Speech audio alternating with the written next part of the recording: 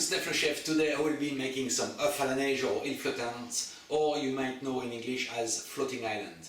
It's basically poached meringue floating on creme anglaise or custard, topped with caramel, roasted toasted almonds. It's a very light, nice and easy dessert to do and be prepared in advance. So, first of all, we're going to make the creme anglaise or custard. We will need for that 500 ml of milk, 150 grams of castor sugar, 5 free-range eggs, some vanilla extract, but today I'm going posh, I'm going with vanilla pods, and we will need half of that. First of all, what we need to do is bring the milk to the boil. I'm going to scrape half of my vanilla pods and cut it in half and scrape. That's it. It goes in the pan and we shall bring that to the boil. Next I'm going to divide the egg yolk and the egg white, as we need the egg whites to make the meringue. So I'm keeping the egg white to make the meringue in a minute. What we need to do next is add the sugar to a bowl and add the egg yolk and just whisk it together. While this is happening, the milk is coming on in a minute. So the milk is on the boil brink, just switch off the heat. And what you do is you add a little milk to your egg and sugar mix. Add the rest. So once you mix the milk with the egg and sugar, you bring it back to the pan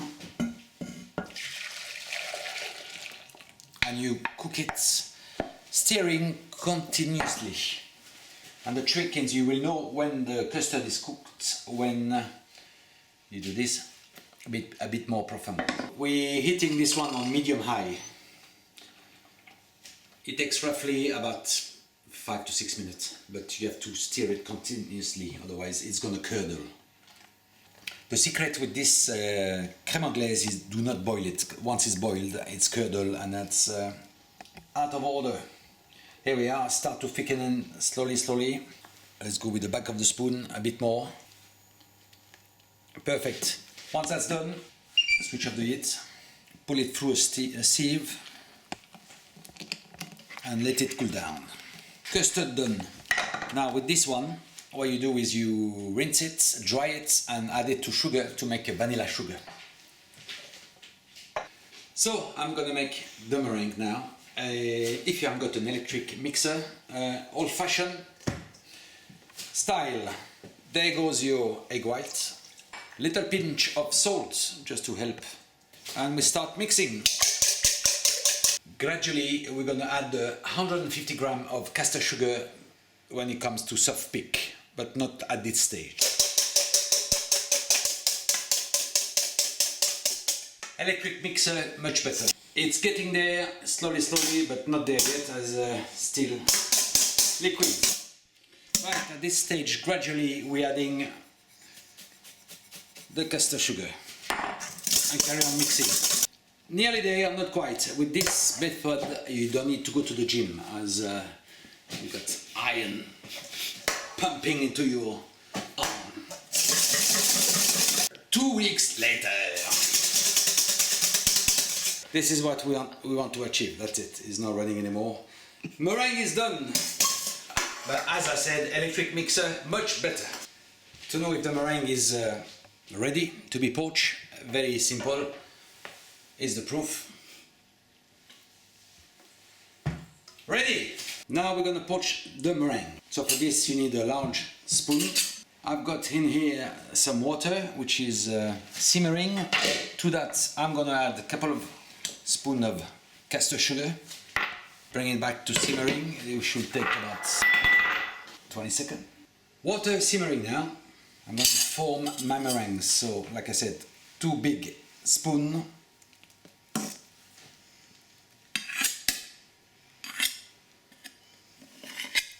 That's a nice one. So the idea is to leave the spoon in the water and the meringue should detach itself. There you go, that's one. We will cook that for 2 or 3 minutes on each side.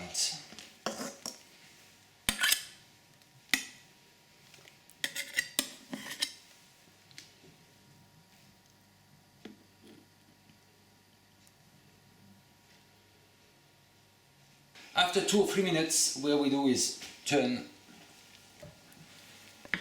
the meringue and we cook them again for 2 or 3 minutes. So after 2 or 3 minutes on the other side, all you do is take a slotted spoon, get rid of the excess water and just dispose them on the tray and let them cool down. Place them in the fridge, ready for serving. So you can poach your meringue in water with a little bit of sugar, or you can poach it in milk, by all means. What you can do with the milk then is cool it down, sieve it, and use that milk to make the creme anglaise. Up to you, but water being the cheaper option. 10 years ago I made a Spun Sugar video, which was the most popular video on my channel. I'm going to make it again today to complement my floating islands. So to make a caramel and a Spun Sugar, here comes the caster sugar in the pan. We add a little water and we take it to the stove. So my sugar and water coming to the boil, we're gonna bring it to a caramel stage and I will take about 7-8 minutes. As you can see, the water start to evaporate and caramel starting to make shape.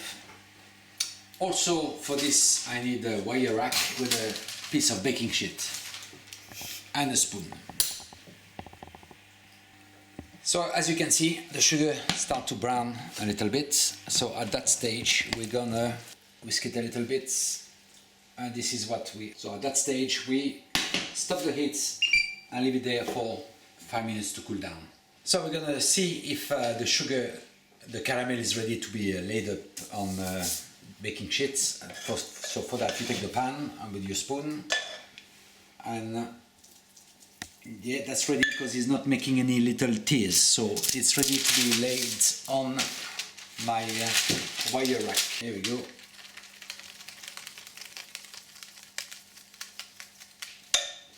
Very simple technique. There you go, Spun Sugar. Let it cool down for about 10 minutes and it will be ready to use. Just show that. So time to assemble our lovely floating islands. So is my custard or creme anglaise, which is very chilled, which has been in the fridge. So nice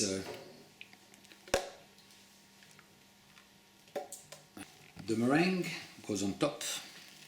A little toasted roasted almonds, flake, optional, but I like it like that. And to finish, my Spun Sugar.